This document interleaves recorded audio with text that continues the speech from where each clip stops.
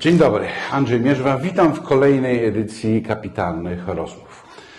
Zapewne śledzicie w mediach od pewnego czasu nieustającą sagę umowy handlowej pomiędzy Unią Europejską i Mercosurem. Te dyskusje trwają już ponad 25 lat i właśnie się dowiedzieliśmy ze wszystkich możliwych mediów, że potrwają trochę dłużej. No, można by złośliwie powiedzieć, że Komisja Europejska zapewnia nam, jak w starożytnym Rzymie, chleb i igrzyska, ale nie jestem przekonany, że naprawdę tylko o to chodzi. Co nam da to porozumienie handlowe między dwoma olbrzymimi blokami handlowymi, wolnymi strefami wolnego cła? Co nam da Unii Europejskiej w stosunku do Mercosuru, co nam da w stosunku do Chin, w stosunku do Stanów, jak podobne porozumienia negocjowała Wielka Brytania i jak to może wpłynąć na przykład nasze relacje z Chinami czy z Indiami. Powiem tylko, że z Indiami Unia Europejska również negocjuje porozumienie i trwa to również około 25 lat, ale wrócimy do tego. Dlatego pozwolę sobie dzisiaj do kapitalnej rozmowy zaprosić panią doktor Lidię Adamską. Dzień dobry pani doktor. Ponownie witamy, bo rozmawialiśmy już raz o giełdzie. Dzisiaj porozmawiamy o porozumieniach handlowych.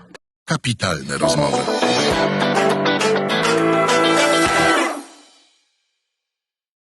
Pani doktor, zacznę może trochę tak, powiedziałbym, z kopyta. Co to się stało z tą Francją? Najpierw nas popierali w tych negocjacjach z Mercosurem, teraz się wysypali, a teraz się okazuje, że również Włosi mają zastrzeżenia, a prezydent Macron powiedział, że on nie może podpisać czegoś, przeciwko czemu są francuscy rolnicy. O co chodzi w tych protestach? A jak nie wiadomo o co chodzi, to wiadomo, że chodzi o pieniądze i to stare powiedzenie jest aktualne cały czas. Natomiast trochę doprecyzowując te kwestie, które Pan poruszył, można powiedzieć, że mamy do czynienia z polityką. Polityką, która wciska się wszędzie i jeśli przyjrzymy się tej długiej historii związanej z umową z Mercosurem, to zobaczymy, że tak było zawsze. Trochę też można by powiedzieć, powołując się na Hitchcocka, jak powinien wyglądać dobry horror, że na początku powinno być trzęsienie ziemi, a potem napięcie powinno rosnąć, więc wydaje mi się, że ten scenariusz trochę może pasować. To trzęsienie ziemi właśnie było. Trzęsienie ziemi może nie za wielkie, ale jednak było, ponieważ ono trochę zmieniło trajektorię dyskusji i negocjacji prowadzonych, jeśli chodzi o umowę pomiędzy Unią i Mercosurem, przez ostatnie kilka miesięcy.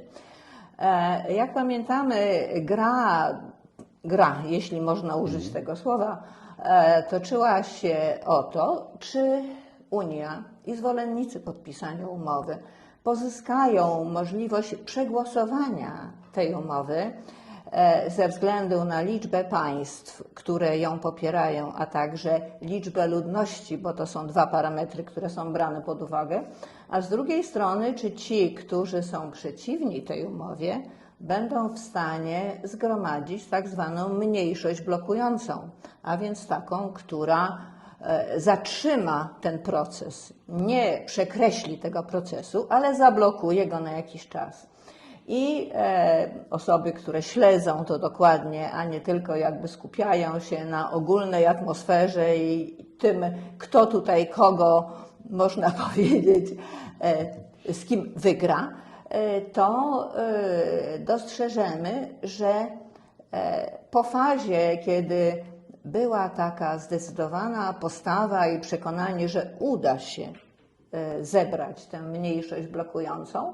Później nastąpiła faza, tak jak w dobrym pewnie kryminale, że już byłaby to sytuacja trudna bądź niemożliwa do uzyskania, ponieważ Polska zaczęła, która od samego początku deklarowała swoją niechęć do tej umowy, że Polska nie znajdzie się w tym gronie blokujących ze względu na to, że Francja zaczęła się dystansować od przyłączenia się do sprzeciwu i takie było oficjalne stanowisko rządu francuskiego. Natomiast życie toczy się swoją drogą. Jak pamiętamy, ostatnie tygodnie to był czas takich bardzo spektakularnych, ulicznych, społecznych protestów, no, z którymi każdy rząd jakoś musi sobie poradzić. No i co się okazało w końcówce tego filmu pod napięciem?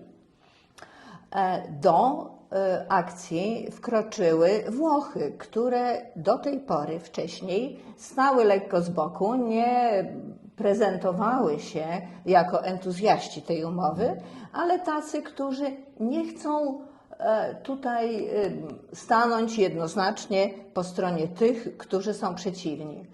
I tak jak powiedziałam, że to wszystko chodzi o politykę, a także o to, że do końca nie wiemy, co się dzieje za kulisami tej polityki. To, co widzimy na zewnątrz, te rezultaty pozwalają na pewne hipotezy i domniemania, co takiego się stało.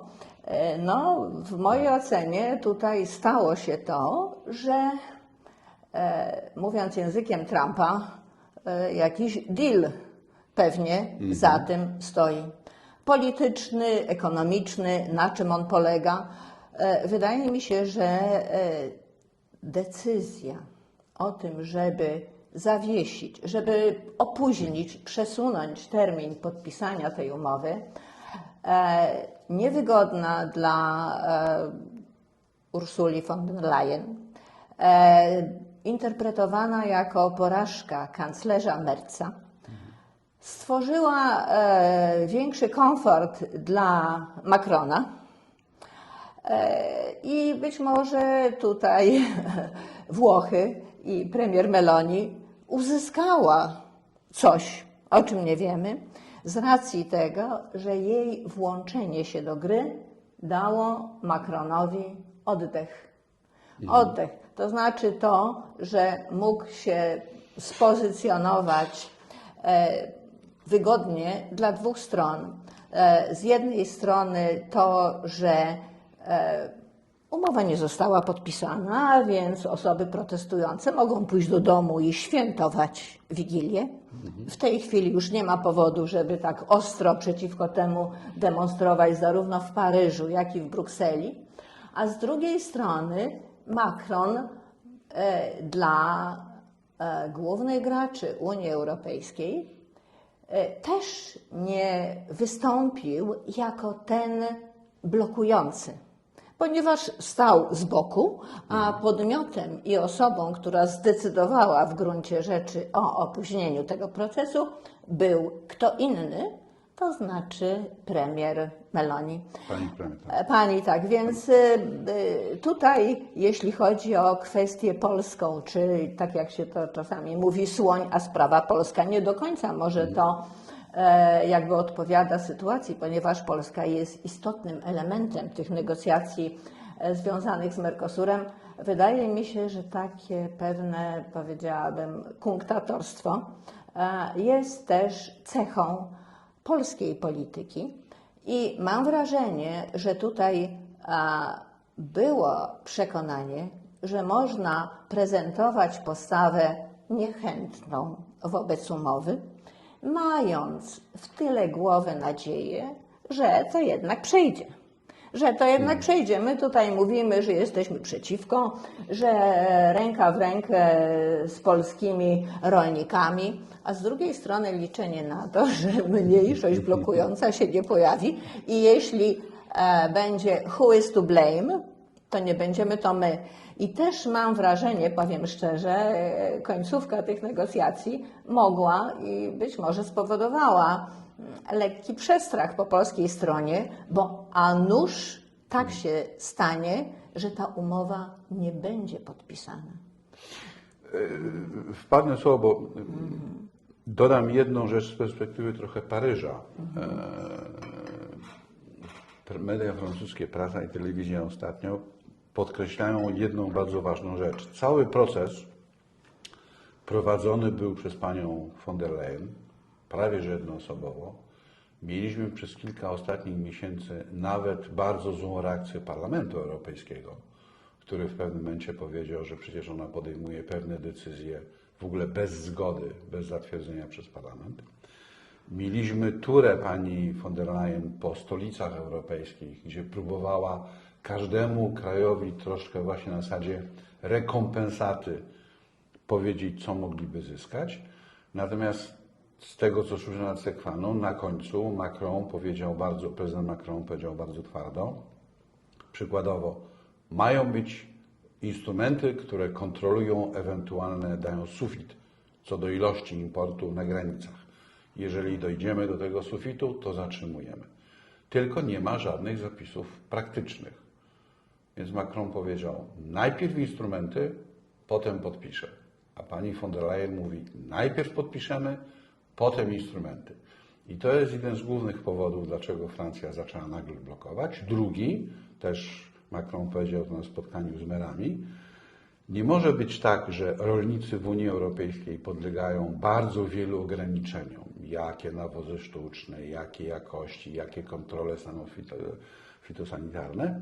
I potem nagle podpisuje się porozumienie z Mercosurem, gdzie tego wszystkiego nie ma i nie będzie. Więc może pytanie następujące, pani doktor. Czy Unia Europejska nie zaczyna za bardzo koncentrować się na naprawianiu świata i próbie narzucania swoim partnerom swoich własnych norm? Podobnie za chwilę będziemy mówili o porozumieniu z Indiami, gdzie z kolei chodzi o podatek węglowy przy imporcie z Indii. Czy nie powinna się bardziej skoncentrować na biznesie, który chce robić w imieniu krajów członkowskich, a jeżeli chce to robić w imieniu krajów członkowskich, to może dobrze byłoby, żeby ustalała z krajami członkowskimi pozycję wspólną, bo tutaj mamy ewidentną trochę porażkę Komisji. Komisja wyszła przed szereg, próbując negocjować coś, co sama Unia nie była jeszcze w stanie gotowa ustalić. No nie do końca się zgodzę z taką interpretacją i powiem szczerze, że biorąc pod uwagę wcześniejsze stanowisko Francji w tej kwestii, to widzę tutaj zmianę związaną z tym, że być może prezydent Macron sądził, że opór ze strony rolnictwa francuskiego nie będzie tak spektakularny.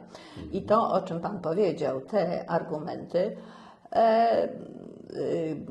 które zostały wyrażone na spotkaniu z przedstawicielami tego biznesu, moim zdaniem odzwierciedlają to, że po prostu znalazł się w sytuacji, w której takie rzeczy należało powiedzieć po prostu.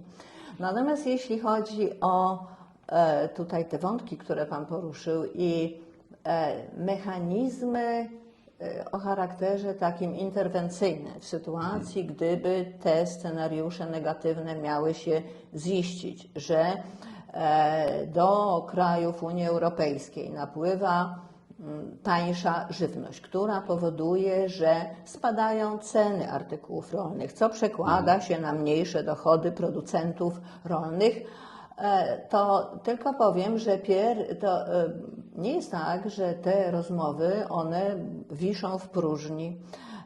Negocjacje toczą się od jakiegoś tam czasu i pierwsze na stole to, co leżało, to była propozycja i też wstępnie przyjęta, ale potem zawetowana, że jeśli import z żywności z krajów Mercosur, a także ceny artykułów żywnościowych zmienią się o 10%, import będzie za duży, a ceny spadną bardziej o 10%, to wtedy zostaną włączone te mechanizmy interwencyjne z uwzględnieniem także blokady, zawieszenia umowy na dany czas. To było za mało dla przeciwników umowy z Mercosurem, no i oni powiedzieli nie 10, a 5. No i na czym stanęło i co zostało zapisane, to 8, można powiedzieć, takim pośrodku. A więc sama idea tych mechanizmów interwencyjnych była dyskutowana od początku, tylko że zdaniem krajów niechętnych umowie, były one traktowane jako niewystarczające i za małe. Natomiast jeśli chodzi o kwestię tego, w jaki sposób Unia działa, to wydaje mi się, że głównym problemem Unii, i to takim systemowym, który wychodzi przy różnych kwestiach, a umowa z Mercosurem jest jedną z takich kwestii, bo tych spraw jest o wiele więcej, jest słabość procesu decyzyjnego Unii i sprawczość Unii w sytuacji, kiedy mamy do pogodzenia, czy konieczność pogodzenia tego, czego chce 27 krajów. I jest to zupełnie inna sytuacja niż w przypadku kraju unitarnego, gdzie jakby tych kwestii nie ma. A jeszcze Unia jest na dzień dzisiejszy zbudowana według modelu, który w mojej ocenie przeżywa się, starzeje się, nie nadaje się. Jeśli chcemy, tak jak, nie wiem, 30 lat temu, wtedy, kiedy się rodziły pomysły na Unię, czy jeszcze wcześniej sięgnąć, że na przykład prawo weta, zasada jednomyślności, to jest coś, co w jakiś sposób spaja te kraje. Poszerzanie się Unii, wyzwania zewnętrzne, różne interesy sprawiają, że to jest łamigłówka bardzo trudna, bardzo trudna. I dlatego wydaje mi się, że tutaj trzeba patrzeć, patrząc w przyszłość, na to, jak proces decyzyjny w Unii powinien ewoluować, powinien się zmieniać. Natomiast jeśli chodzi o to, co powiedział prezydent Macron, a także jak komentują sytuację przedstawiciele rządu w Polsce, wydaje mi się, że tutaj, tak jak na wstępie powiedziałam, to jest polityka. Polityka, wybory i różne takie decyzje, prowadzenie polityki zagranicznej na użytek wewnętrzny. Wszyscy tak robią. Kapitalne rozmowy.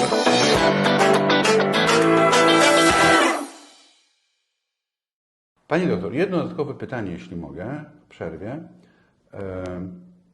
Ja mam takie wrażenie, że Unia, jak była zakładana, to cała siła negocjacji, zdolność negocjacji była nakierowana na stworzenie rynku wewnętrznego. Czyli kraje członkowskie Unii Europejskiej negocjowały między sobą albo własne propozycje, albo propozycje Komisji Europejskiej, ale jak to było dogadane, było to zatwierdzane, znalazło oparcie w przepisach, prawach, które sobie kraje ratyfikowały czy akceptowały. Tutaj mamy do czynienia z sytuacją, kiedy Unia Europejska po raz pierwszy próbuje, chociaż zaczęła to już ponad 20 lat temu, doprowadzić do tego, że jak my coś ustalimy, to pokażemy Mercosurowi, w którym są chyba 4 kraje i oni to zaakceptują. A jak oni tego nie akceptują, tylko wracają ze swoją propozycją, to my mamy problem, bo teraz trzeba się 27 spytać, no to które z tych propozycji zmian są do zaakceptowania, czy nie. Podobnie mamy z Chinami, podobnie mamy z Indiami. Tam, gdzie na przykład Brytyjczycy siadają jako Wielka Brytania, negocjują swoją umowę, zmieniają, podpisują i jedziemy. Podobnie zresztą prezydent Trump. To co to jest? Słabość Unii? Można to zmienić? Czy to jest ta słabość systemowa, o której Pani wspomniała przed przerwą? Słabość systemowa Unii moim zdaniem nie, natomiast słabość wynikająca z tego, że okoliczności i warunki funkcjonowania wszystkich na świecie, w tym także takiego konstruktu, którego nie zna historia gospodarcza świata. Czegoś takiego na świecie nie było i nie ma do tej pory. I to, o czym Pan mówił, że w początkowym okresie, jak Unia powstawała, to uwaga była skupiona na ustalaniu reguł tego, jak członkowie tej Unii będą współpracować ze sobą. Ale pamiętajmy, że wtedy pozycja Unii w gospodarce światowej była zupełnie inna niż teraz. I można powiedzieć, że to, na co odpowiedzią ma być Mercosur, ale nie tylko Mercosur i różne inne posunięcia, jest próba znalezienia odpowiedzi w ramach tej bardzo trudnej układanki 27 krajów na rosnące zagrożenia, z którymi Unia w tej starej formule sobie nie poradzi. Zagrożenia, jeśli spojrzymy na statystyki, też żeby tutaj tymi liczbami za bardzo nie nudzić, ale udział Unii Europejskiej w światowym PKB, czy pozycja poszczególnych krajów, wielkich gospodarek europejskich, które były liderami gospodarki światowej, zdecydowanie się osłabiła.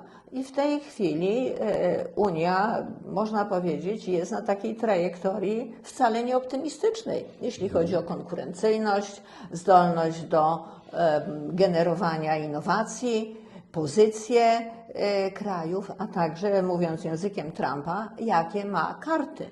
Jeśli Unia nie wypracuje wewnętrznych mechanizmów innych, a także wobec faktu, że Ameryka odwraca się od Europy, Chiny, można powiedzieć, robią swoje od tysięcy lat i trochę tak jak zgodnie z tą zasadą, co należy robić w stosunku do swojego wroga, przeciwnika, konkurenta, usiąść na brzegu rzeki i czekać, a trup wroga tą rzeką spłynie. Więc jeśli Unia nie chce występować w tej roli, że jej zwłoki spłyną rzeką, której przyglądają się ze spokojem Chiny, to trzeba coś robić. I uważam, że właśnie jeśli ktoś tego nie dostrzega z polityków w krajach Unii Europejskiej, to jest krótkowzroczny i te względy polityki utrzymania się przy władzy, perspektywa wyborów 4-letnia, a nie perspektywa dłuższa, nie jest dobrą perspektywą. To, co jeszcze tutaj dodam z punktu widzenia umowy z Mercosurem. Mercosur chce tej umowy. To nie jest tak, że oni nie chcą tej umowy. Lula, prezydent Brazylii, no, można powiedzieć, że pewnie przygotował stół i bankiet na przyjęcie szefowej Komisji Europejskiej i powiedział: nasza cierpliwość się kończy, my chcemy podpisać tę umowę, ale wy się wreszcie na to zdecydujcie, bo przewodnictwo w Mercosurze po mnie od 1 stycznia po Brazylii przejmuje Paragwaj. I oni takimi entuzjastami nie muszą już być. I powiemy wam, być może goodbye, jak się będziecie tak z tym bawić. Może wynegocjują lepszą umowę z Chinami, kto wie. Nie, to znaczy jeszcze na co bym zwróciła uwagę, że i dla mnie to jest ta polityka i narracja i propaganda. Tak się wydaje, słuchając tych dyskusji na temat Mercosuru, że ten Mercosur to jest umowa dotycząca rolnictwa. Nic bardziej mylnego. To jest umowa, która dotyczy stworzenia strefy wolnego handlu dla 700 milionów ludzi na świecie, 450 milionów ludzi zamieszkujących Europę i 300 po drugiej stronie oceanu, której takim wymiernym, liczbowym skutkiem mają być oszczędności dla biznesu, w tym europejskiego, jeśli chodzi o cła, z czego większość tych oszczędności, zdecydowana większość, ma dotyczyć nie rolnictwa, a innych segmentów gospodarki. I z punktu widzenia odpowiedzialnego przywództwa należałoby postrzegać gospodarkę jako całość, ponieważ w tej chwili, i te głosy się ostatnio nasilają, można mówić o pewnym zakładaniu takiego lewara negocjacyjnego. Jeśli chodzi o Polskę, też żeby nie zatrącać tak demagogicznie w tym temacie, ale udział rolnictwa w tworzeniu polskiego PKB to jest 3%. Na poziomie Unii Europejskiej rolnictwo generuje 1,5%. ogólnoeuropejskiego PKB. Oczywiście pojęcie bezpieczeństwa szeroko rozumianego, w tym bezpieczeństwa żywnościowego, uzasadnia komentarz, że te liczby nie muszą tak do końca odzwierciedlać tego, jak ten segment jest ważny. Ale to nie znaczy, że można dla tego segmentu poświęcić inne, które pchają gospodarkę do przodu. Czytałam ostatnio taką analizę i taką refleksję. Można się z nią zgodzić, można się nie zgodzić. Oszacowano liczbę producentów towarowych żywności w Europie na około 1,5 miliona osób. Do 2. Biorąc pod uwagę gospodarstwa duże, wielkoobszarowe i wysokotowarowe we Francji, w Niemczech, we Włoszech, w Polsce. Że to jest mniej więcej 1,5 miliona do 2 osób i 2 milionów osób.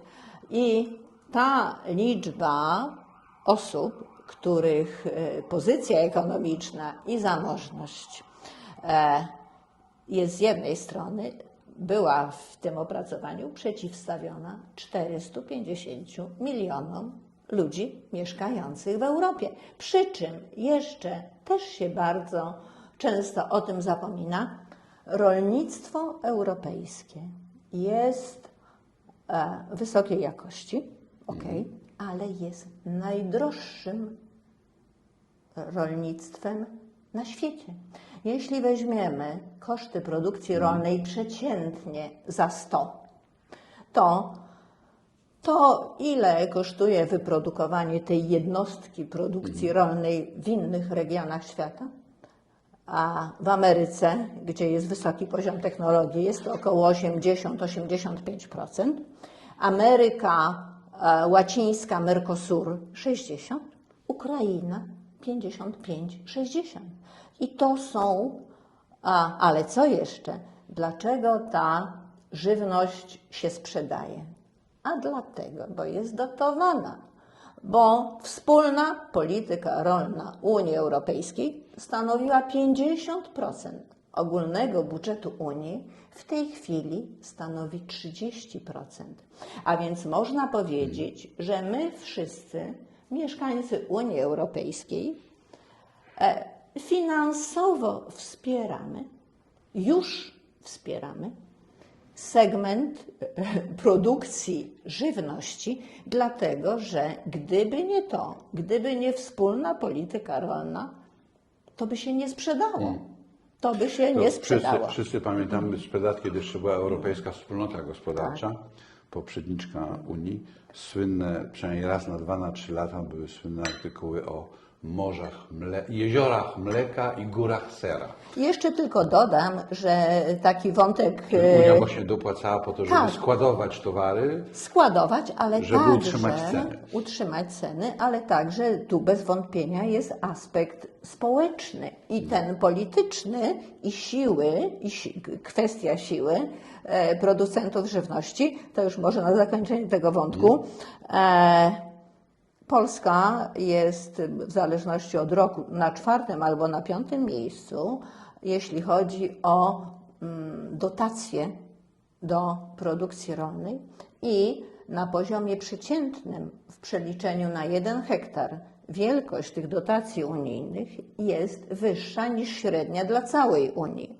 A więc ten kompleks spraw jest ważny także z punktu widzenia tego, o czym będziemy dyskutować zapewne w związku z Ukrainą i jej wejściem do Unii Europejskiej i tym, że ukraińskie rolnictwo jest, jeśli chodzi o zboża przede wszystkim, o te 40 albo i więcej procent tańsze.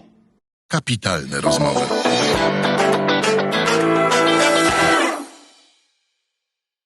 Pani doktor, Ukraina. Zacznę może w ten sposób.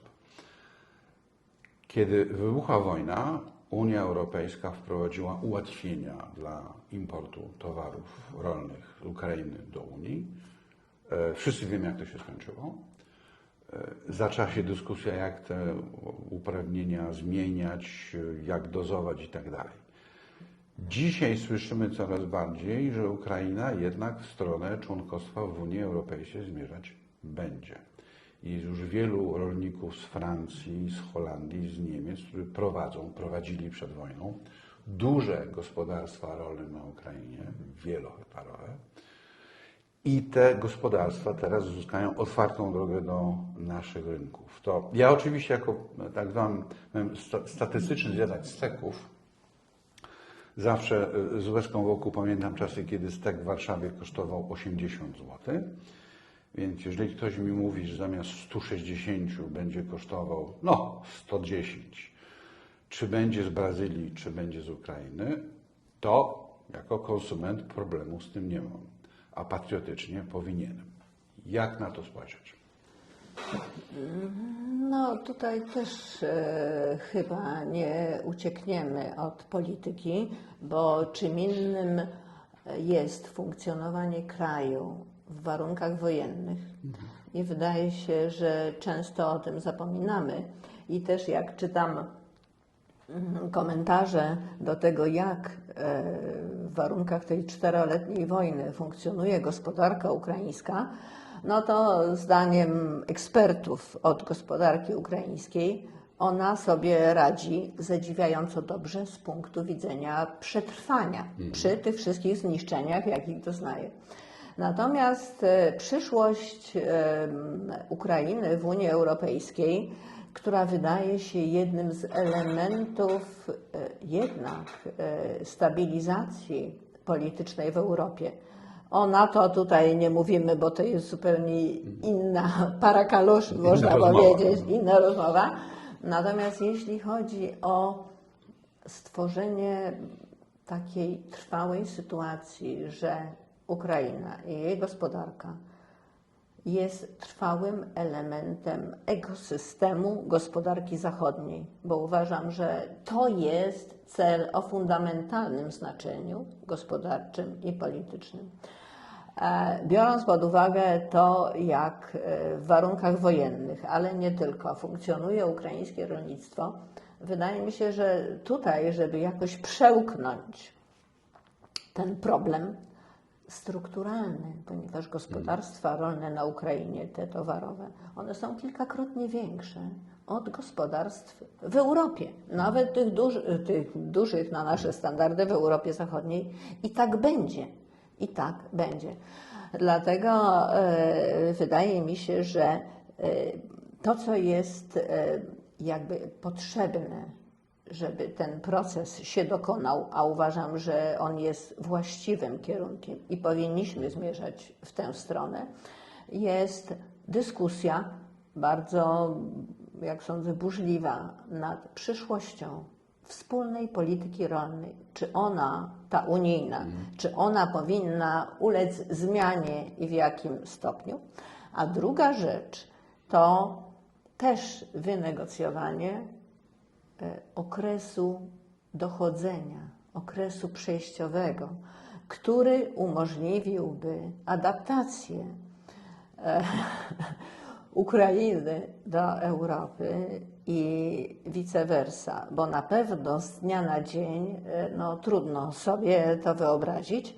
Trudno sobie wyobrazić, biorąc pod uwagę chociażby podobną sytuację, jeśli chodzi o zagrożenie konkurencyjne, w przypadku krajów Mercosuru. Tylko jakby też były takie analizy, szacunki.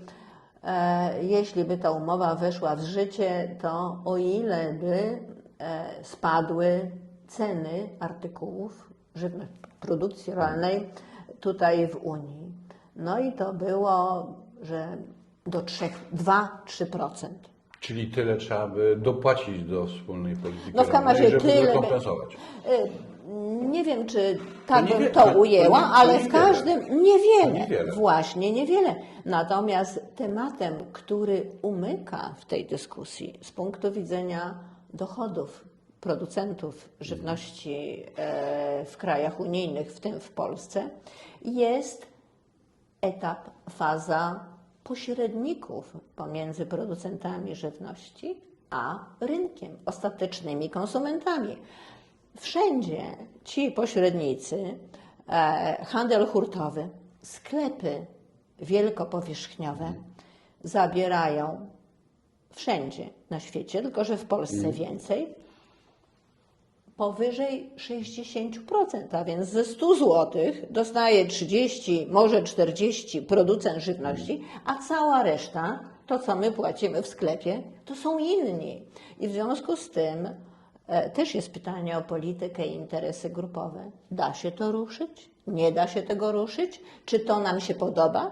Czasami takie głosy są artykułowane, że coś z tym fantem trzeba zrobić. I na przykład, też to jest taka dygresja, ale ten temat był podnoszony i nadal jest, że Carrefour jest na sprzedaż. Carrefour jest na sprzedaż, bo ma kłopoty w różnych krajach, wycofuje się z Europy, z Rumunii i już jakby jest to bardziej zaawansowane. No i że coś trzeba z tym fantem zrobić i być może jak będzie nowy właściciel, no to wtedy tutaj te korzyści pośredników nie będą tak spektakularne na niekorzyść producentów żywności. Natomiast pomysł, który został pokazany, wydaje mi się co najmniej dziwaczny, bo była propozycja, aby Carrefour został odkupiony przez firmę państwową z udziałem Skarbu Państwa. A więc no, to też się chyba nadaje na osobny temat, że po ponad 30 latach transformacji systemowej ktoś wpada na pomysł, że należałoby tutaj zrobić to, nie wiem, WS zespołem, tak jak to było kiedyś, nie wiadomo kiedy. Niekoniecznie można iść przykładem rynku paliw, który w Europie jest półpaństwowy, półprywatny wszędzie, ale akcyza od paliwa jest państwowa. I czy kupujemy paliwo na prywatnej stacji benzynowej, czy na państwowej, to płacimy zdrowo do budżetu do państwa, więc jest nadzieja, że nikt nie wymyśli akcyzy od żywności, bo wtedy już problem będzie naprawdę poważny. No zobaczymy. Ten pomysł, o którym wspomniałam, on został i słusznie generalnie skrytykowany, też żeby nie rozwijać tego wątku tutaj, ale to, o czym mówię, to po to, żeby pokazać, że z punktu widzenia przychodów producentów rolnych napływ żywności od jakiegoś zewnętrznego partnera, owszem, może spowodować obniżki cen i zmniejszenie przychodów, ale trzeba, że tak powiem, widzieć całokształt i tego, gdzie ten potencjał do poprawy jest większy. Jak mamy do czynienia 2-3%, a tutaj 60% tego tortu ląduje w rękach pośredników. Pani doktor, ostatnie pytanie. Unia Europejska, Stany Zjednoczone. Ja czasami jak patrzę, co się dzieje w gospodarce, to przyznam, że rozumiem prezydenta Trumpa. I to podam dwa przykłady. I to akurat nie przeszkadza fragmentowanie wewnętrzne Unii Europejskiej, bo robią to pojedyncze firmy czy pojedyncze kraje. Airbus. Samolot europejski. Zaczęło się od Concorda, dzisiaj mamy cały przemysł lotniczy, kosmiczny, satelity. Pieniądze zainwestowane wtedy przez Anglię i Francję się już wielokrotnie zwróciły. Tylko efekt jest taki, że Boeing stracił połowę światowego rynku na samoloty. To są grube miliony dolarów. Więc raczej bym w okolicach Chicago nie szukał zwolenników tego, że Unia Europejska istnieje. Co więcej, kiedy cała sprawa była dyskutowana w Światowej Organizacji Handlu, Airbus bardzo sprytnie zbudował 2 montownie swoich samolotów w Stanach Zjednoczonych i dzisiaj są uznawane za samoloty amerykańskie, które kupują amerykańskie linie lotnicze. Z tego co wiem, to Boeing takiej fabryki dużej w Europie po prostu nie ma, więc ma trochę pod górę. Drugi przykład euro. Kiedy się pomysł pojawił, na początku wszystkie firmy amerykańskie były zachwycone, bo zamiast prowadzenia rozliczeń handlowych i innych płatniczych z ilomaś krajami w Europie w 15 walutach, nagle się okazało, że może to być wielokrotnie tańsze i prostsze, tylko schody zaczęły się, kiedy przedstawiciele Europejskiego Banku Centralnego ruszyli w objazd świata, przekonując banki centralne w innych krajach, aby część rezerw trzymały nie w dolarze, ale w euro. No i wtedy się okazało, że słynny materac światowy, z którego rząd amerykański zawsze czerpał, dodrukowywując, znacząco się zmniejszył. Więc powtarzam, patrząc na świat z perspektywy prezydenta Trumpa i przeciętnego Amerykanina, to rzeczywiście ta Unia może przeszkadzać. Czy możemy coś zrobić, żeby nie przeszkadzać, żeby pokazać współpracę gospodarczą? No nie, to tutaj moja optyka jest zupełnie inna. To znaczy ja nie widzę powodu, żeby perspektywa unijna miała być tożsama z perspektywą amerykańską. Jeśli chodzi o strategię prezydenta Trumpa, jego publiczne wypowiedzi, a także, no powiedziałabym, czasami demonstracyjne lekceważenie Europy i pomijanie jej przy różnych istotnych kwestiach, najlepszy przykład wojna na Ukrainie, ja nie dziwię się, że Trump nie jest, może nie zostało to jakoś tak bezpośrednio wyartykułowane, ale że jest przeciwnikiem umowy z Mercosurem, ponieważ intencją prezydenta Trumpa, przynajmniej to już wyraźnie artykułowane, jest osłabienie Unii Europejskiej ze wskazaniem tych wszystkich grzechów, które w jego mniemaniu Unia reprezentuje. Tak samo zadowolony z opóźnienia, a najlepiej by było, żeby nie doszło do podpisania tej umowy. Są Chiny, ale one, powiedziałabym, mają tą wieloletnią strategię czekania i dyplomacji, powiedziałabym, na wyższym poziomie.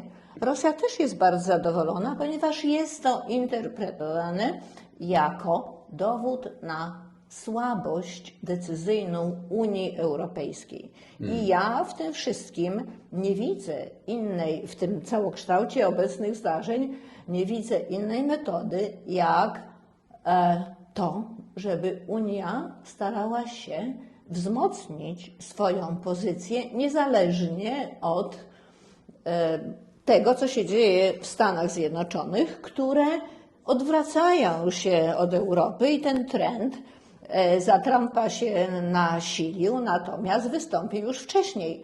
I takim krokiem w kierunku wzmocnienia suwerenności ekonomicznej Unii Europejskiej jest w mojej ocenie umowa z Mercosurem.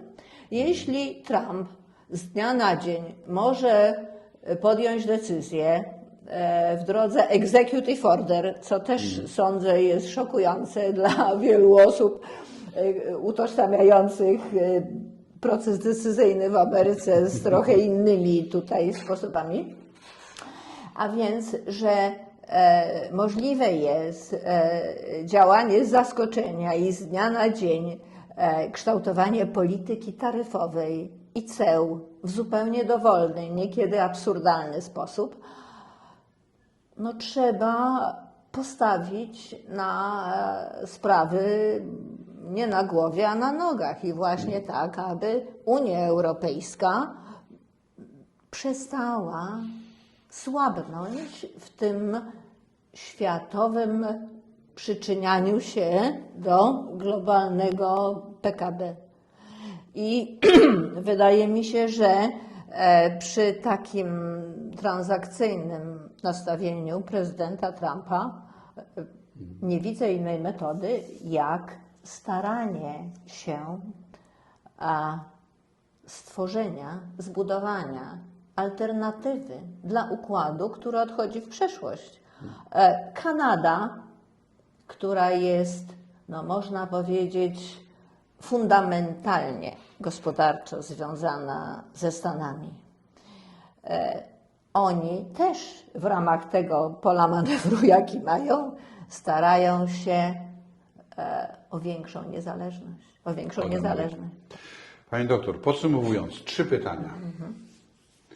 Opóźnienie znaczące, większe niż miesiąc, albo nawet niepodpisanie Mercosuru, to będzie w Polsce zła wiadomość dla kogo?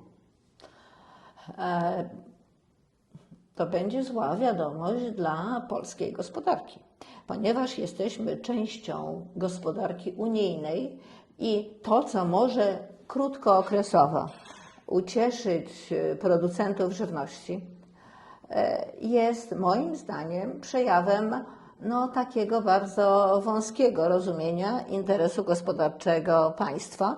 Natomiast tak jak rozmawialiśmy, ci, którzy będą z tego zadowoleni, żeby to najchętniej się rozsypało, to będą ci, którzy źle życzą Unii Europejskiej i w tym Polsce. Drugie pytanie. Dla polskich rolników większym zagrożeniem jest Mercosur, Ukraina czy przyszła umowa z Indiami?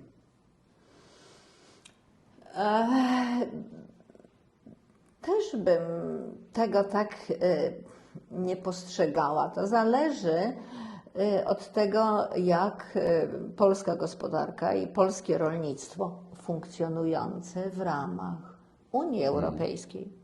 Ponieważ te wszystkie rzeczy, o których mówimy i te strumienie finansowe zasilające polskie rolnictwo, bez Unii tego by nie było. Dlatego ja jeszcze tylko tak, bo nam się wydaje, że może ten Mercosur to jest jakiś taki pomysł, który komuś tam do głowy wpadł.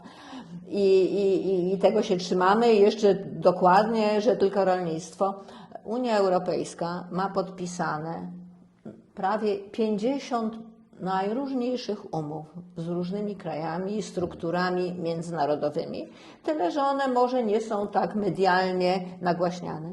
Jeśli chodzi o Indię, to nie jest taka prosta sprawa, bo o ile Mercosur chce tej umowy, a przynajmniej deklaruje, o tyle w przypadku Indii tam jest bardzo silny jakby protekcjonizm lokalny. I warunki, na jakich przyszłoby tam działać czy wymieniać się, wcale nie są, przynajmniej takie, które by chciały Indie, żeby były, wcale nie są aż tak bardzo korzystne i dlatego to się ciągnie i ciągnie tak długi czas. Jeśli chodzi o Ukrainę, to jest jakby krótkookresowe zagrożenie, natomiast jeśli przyjąć, że efektywność produkcji rolnej ma znaczenie, to tutaj dotowanie europejskiego rolnictwa, ono stopniowo się zmniejsza, ale to jest sprawa do dyskusji, czy 30% unijnego budżetu na rolnictwo to jest ok, że to nam się podoba, w warunkach zagrożenia konfliktem zbrojnym. Czy to się wszystko zepnie? Ostatnie pytanie. Jeżeli będą opóźnienia w Mercosurze albo ograniczenia i będą mogli Niemcy, Francuzi, Włosi eksportować mniej samochodów, mniej wysokiej jakości maszyn, to polska gospodarka, która w dużym stopniu dalej działa jako dostawca komponentów dla tychże przemysłów, to co, znowu się mamy cieszyć z nieszczęścia Niemców, czy raczej tym razem się zastanawiać, czy to nie będzie niedługo nasze nieszczęście? Ja w ogóle takie podejście, czy Cieszenia takie się. pytanie, tak, cieszenia się, traktuję to jako taką, powiedziałabym, sprowokowanie w ramach dyskusji i tak na to patrzę. Wydaje mi się, że właśnie takie patrzenie z perspektywy europejskiej i dbanie o te relacje w ramach Unii to jest coś, co jest w interesie polskiej gospodarki. Oczywiście nie należy też, trzymając się takich złotych myśli, wsadzać wszystkich jajek do jednego koszyka. I w tej chwili powiązanie polskiej gospodarki, polskiego przemysłu, a także wzrost polskiej gospodarki jest silnie uzależniony od tego, co się dzieje w gospodarce niemieckiej. I takie są fakty.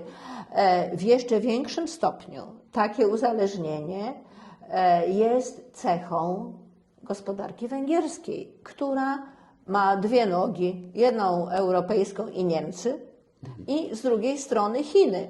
Jest pytanie, jak długo można bezpiecznie jechać takim pojazdem? To się okaże. I my powinniśmy mieć w głowie właśnie tę potrzebną dywersyfikację, natomiast w krótkim okresie czasu powinniśmy dostrzegać, jeśli jesteśmy wiodącym europejskim producentem elementów do produkcji samochodów, no to co będziemy robić z tymi elementami, jak to nie my sprzedajemy produkt końcowy? A Chińczycy nie kupią. Pani doktor, bardzo dziękuję za bardzo ciekawą rozmowę, a Wam przypomnę, że naszym gościem była pani doktor Lidia Adamska, ekonomistka pracująca w tej chwili w think tanku o nazwie think tank. Tak. Bardzo dobrze. Rozmawialiśmy o umowie handlowej między Mercosurem, czyli krajami Ameryki Południowej, i Unią Europejską.